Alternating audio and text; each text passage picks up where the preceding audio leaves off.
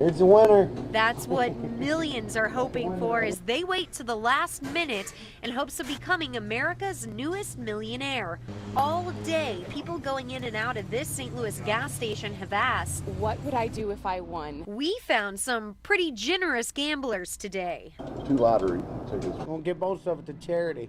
Split it with my family. Give it all to friends and family? I know that I would give to charity, you know, and then I would enjoy myself. Everyone we talked to say part of enjoying themselves would mean their current employers might be looking for new employees come Monday morning. I'd retire at the age of 47. Not work. And I'm pretty sure everyone here at News 4 would be fine if this guy wins. I got to have my family. Would you help us? I don't get no choice. I love Channel 4.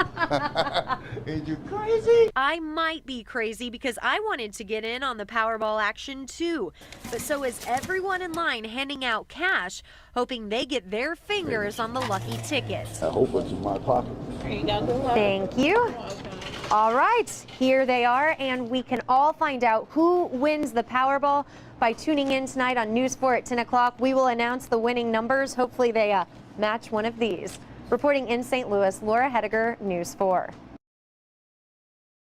Strap's good.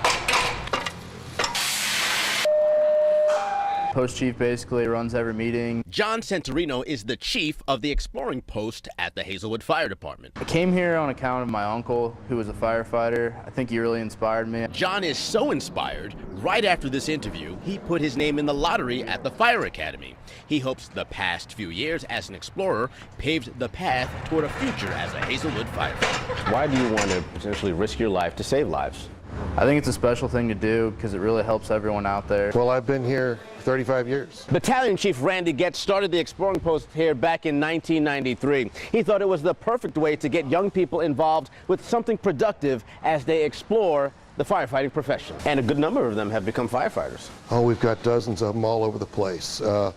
They're out in St. Charles County.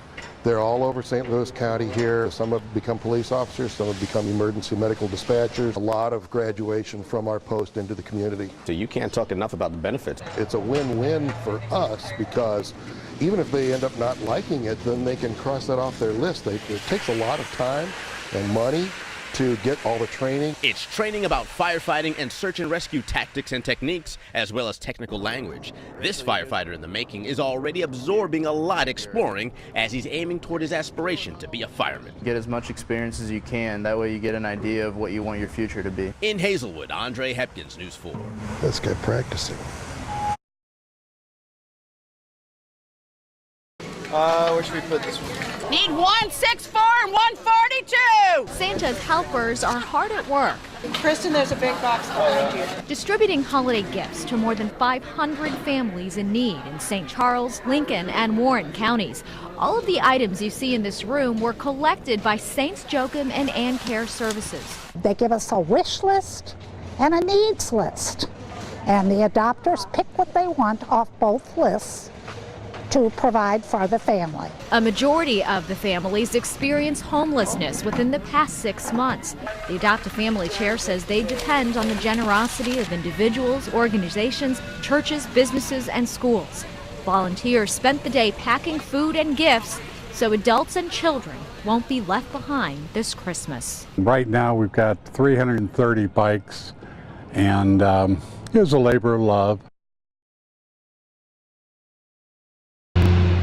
Boston, this is not your dirty water, but this does look exactly like your bridge. The under-construction Copycat Crossing spans the muddy MISSI PPI.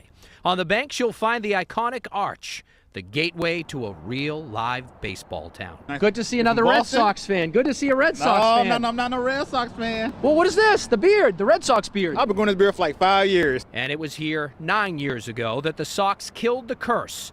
That killed Brian Parker. If you'd have came here in about 2004, 2005, you would have been my enemy. Oh, you were upset then? Yeah, I was upset. What you think? You got swept. For the next 3 games, this is now the center of the baseball world. It is the house that Beer built, Busch Stadium. Many baseball experts also say it's home to the friendliest fans in all of baseball. I'd like to argue, but they don't like to argue. St. Louis is very friendly. Yeah, where's all the hate? Where's the rivalry? Where's the yelling, the screaming, the chants? We're just happy fans.